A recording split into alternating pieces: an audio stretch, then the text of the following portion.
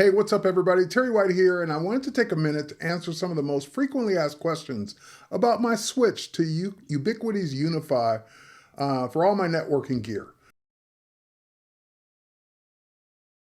My home was built in 2016, and at the time I had the option to have Ethernet run to any of the rooms I wanted. So I asked for 4 Ethernet drops to go from the 2 work areas and the 2 entertainment areas I knew I would have. And in hindsight, I would have had like 40 drops done instead, because no one ever complains about having too many Ethernet drops, and it's much cheaper to do it before the walls are up. Because my philosophy at home or anywhere else is that if it has an Ethernet jack, if it has an Ethernet port, it's plugged in. Ethernet is way more stable and consistent than Wi-Fi probably ever will be, because wireless versus wired. Or a little over a year ago, I should say, I became increasingly frustrated with my home network and my Wi-Fi.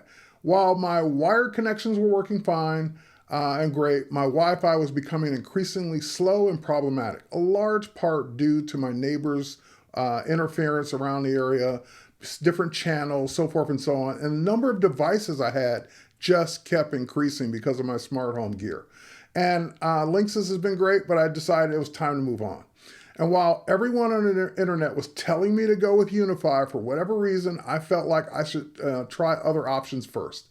So I set out to try all the other popular routers at the time, and they all failed me one by one and had to be returned one by one.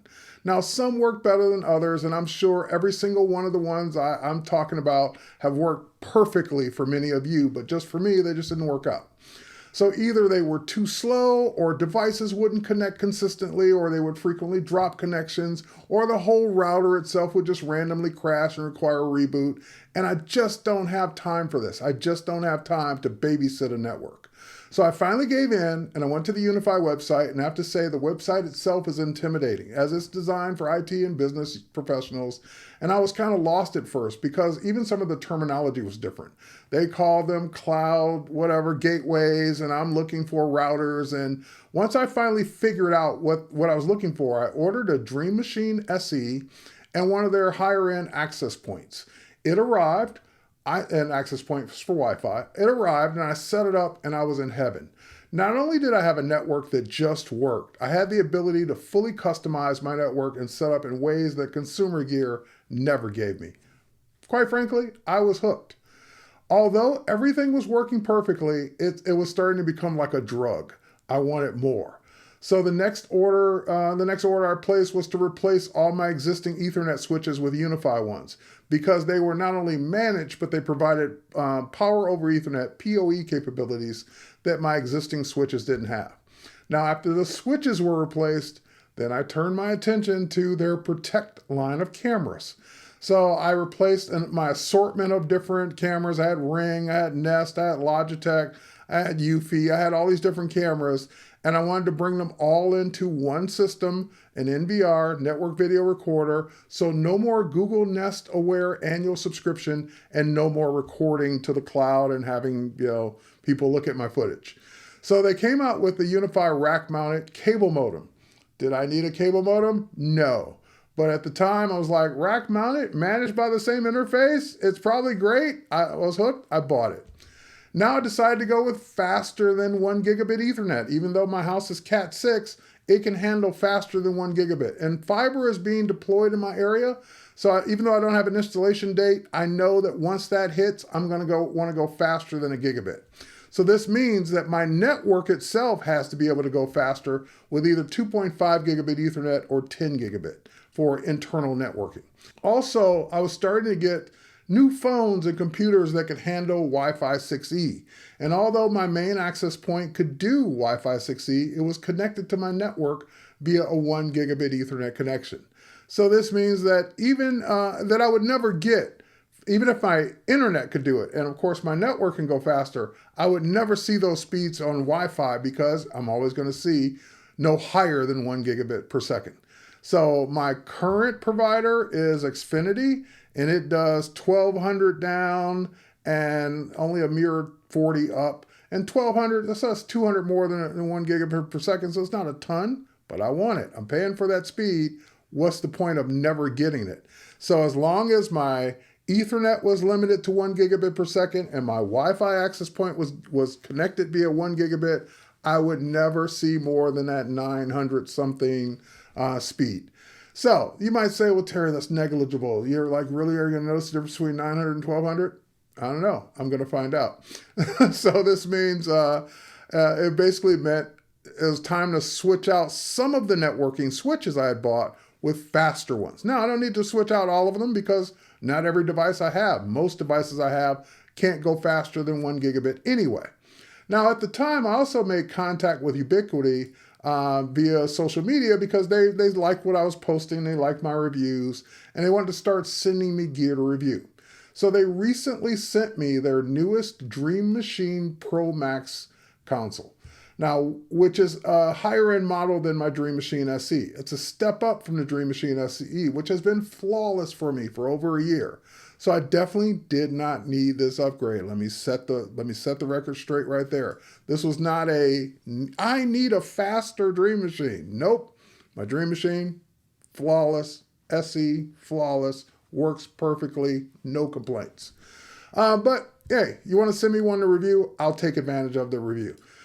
So the advantage of this particular unit is that it's double the performance. And again, in my setup, probably not going to see much of that.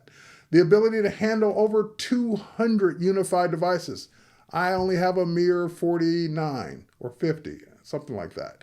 So it can handle 4 times what I have, and I don't ever plan to get to 200. So we're good. It can handle over 2,000 clients. Well, there's only, I think I have like 140 devices on my network at any given time, well under the 2,000 it can handle. And it can support up to 5 gigabits of IPS routing, which I think the one I have now, the SE, could do 3.5, something like that. So again, probably not going to see it for me. So yes, this is definitely overkill for most home setups. Most home offices will never need the Dream Machine Pro Max. However, all the reviewers will tell you that line. They're like, oh, this is overkill. You don't need this. This is for big deployments, which it is. But I'm going to give you one reason why you probably would consider it, especially if you're about to buy a Dream. No, it's not worth the upgrade. But if you were about to buy a new one, if you're about to say, hey, I can get the Dream Machine SE, I can get the Pro Max, and the Pro Max is only $100 more. I don't need the speed, and I don't need the capabilities of 2,000 clients. Why would I spend that $100? One reason. The Dream Machine SE has one drive bay, and I never put a drive in it. So when I got my cameras, I went ahead and got their NVR, a separate box that's can hold, 5 drives? I can't remember. 5 drives? 7 drives? Anyway, it can hold a bunch of drives. I'll picture it here. We'll count them. But anyway, it can hold hard drives in it. And that's great. And I put drives in each one of mine, each one of the bays. But the reason I did that is because my SE only has the one bay. And therefore, if that one drive you put in there crashes, that's it, you're done. So you want at least a RAID configuration that handles a hardware failure. Not backup, but it's at least a hardware failure. The new Dream Machine Pro Max does have 2 bays. So you can put out of the box 2 hard drives in it, and it will automatically RAID them together.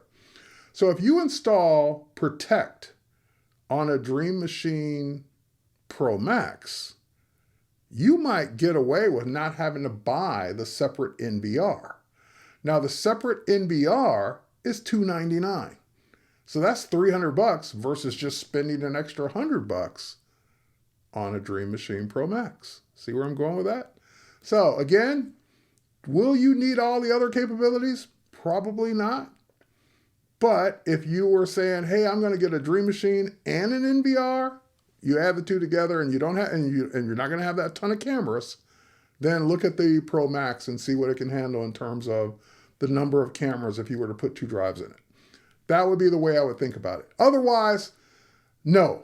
Most home users would never need the Dream Machine Pro Max, so that part I do agree with all the other reviewers out there. Okay, so if you're gonna do this, just keep that in mind. Now, they also sent me a couple of their newest switches which have Etherlighting. I'll get to that in a minute. My favorite new switch in the Unifi lineup is the new Unifi Pro Max 24 PoE. So I was able to consolidate two of my smaller switches. I had an 8-port and a 16-port, which is 24 ports. I was able to consolidate those two down to the one, and it's in my rack now. The two were separate. They were on a shelf under the rack. It's just really a great switch. And here's why. Because it has 8 2.5 gigabit Ethernet ports that have PoE++, so higher power PoE, power over Ethernet, and it has 8 gigabit PoE plus ports and 8 gigabit PoE++ ports. So you get 24 ports in all. They're all power over Ethernet, and at least 16 of them are the higher power for higher power devices. So I run switches off of them that are powered over Ethernet, like the switch that goes to my patio. Doesn't have to be plugged into power. It's powered over Ethernet to provide not only switching capabilities, but power to cameras as well outside on the patio and outside on the front porch. So that way I can just run Ethernet to those locations, plug other devices into them like cameras, even some of the higher end cameras, and some of their switches that run over power over Ethernet without having to have them plugged into the power. So big advantage for that switch. They also sent me the smaller version of that, which is the Pro Max 16 PoE. Same thing. It replaced two of my smaller switches in my office, and it has 4 2.5 gigabit Ethernet ports, PoE++, and 12 regular gigabit Ethernet PoE plus ports. So they're really strong on power over Ethernet because it helps power a lot of their other gear. The access points are mostly power over Ethernet. The cameras, if they're not Wi-Fi, they're power over Ethernet. Some of their switches are power over Ethernet. So you see where I'm going with this. If you get power over Ethernet, you're saving yourself, you just run an Ethernet cable, you're saving yourself having to also plug the device into power. I'm loving that. So what's this Etherlighting thing? What's that? You mentioned that earlier. So another feature that sets these two switches apart is they have a feature they've named Etherlighting, which means that the ports themselves, which normally have a status light, maybe a green one and a yellow one and a white one, whatever, to show you the connectivity. Well, they've gone the next level. They've basically put in color LEDs in all the ports, made them bigger, and you can set them to whatever color you want. And you can choose what the colors represent. So you can choose between the colors either represent the network or port speeds, like 1 gigabit, 2.5 gigabits, 10 gigabits, whatever it is, or you can set them to represent what VLAN the devices are connected to. Now you can again see all of this in the interface. You don't need Etherlighting. You can look at this and by the way, if it's in a closet, most people are not going to see the pretty lights anyway. But I think it's cool. I think it's one of the things and one of the cool factors about Ubiquiti, and the fact that they did this sets them apart from other companies. Their products have an Apple-like appeal, and from what I understand, some of the founders were from previous Apple employees, so that makes sense. But definitely they have not only that Apple appeal for design, but they definitely have a pro feel and functionality. So at the end of the day, I'm a 25 plus year work from home professional. I don't have an IT department for my house. There's one at corporate, but they don't do anything for me here. And I just want my network to just work. I don't want to have to think about it every day. I don't want to have to get calls when I'm out of town. Something's not working. I don't want to be out of town on vacation and can't get to the network because it crashed. I just want it to be working and rock solid. And I switched in February 2023. It's now May 2024, so over a year. And I no longer have to think about, maybe I should restart the router. Maybe, this problem's happening. Maybe I need to reboot, blah, blah, blah. I haven't had to reboot the router in over a year. The only time it gets rebooted is when it does a software update. If it does a software update, then it has to reboot to install that update. Otherwise, I never think about it. And You can even have the updates happen automatically at 3 o'clock in the morning, whatever time you want. But I do them manually because I like to control which things get updated when. But other than that, my network just works. And I don't have to think about it. Now, you can see a description. You can see in the description the gear I'm talking about. There'll be links. I do have an affiliate link down there that helps out the channel. Again, no obligation. You just go to the Unifi store and get whatever you want. I don't care. Or don't. I don't care. I'm just answering the questions that I get when people ask me about my networking and why I'm so hyped up on Unifi. And again, it's been over a year. Even when I did my initial configuration, I paid for everything and I said, this is even cheaper than some of the prosumer or consumer gear that's out there, just a router. So why would I not do this? And it was one of the best decisions I've ever made in terms of tech. So with that said, cheers everyone. Thanks Ubiquiti for pumping out great Unifi gear. Keep doing it. I love the stability more than anything else. And the fact that it just works and I get the speeds I'm supposed to get and my network doesn't have any issues anymore. And you resolved every problem I had, networking, camera, and just gear-wise, Wi-Fi-wise. I'm a happy customer. So keep doing what you do. And if you got any questions, put them in the comments. I don't work for Unifi. I don't work for Ubiquiti, but I just love their gear. So that's when I review stuff, it's because I like it and I use it. Thank you. Cheers, everybody.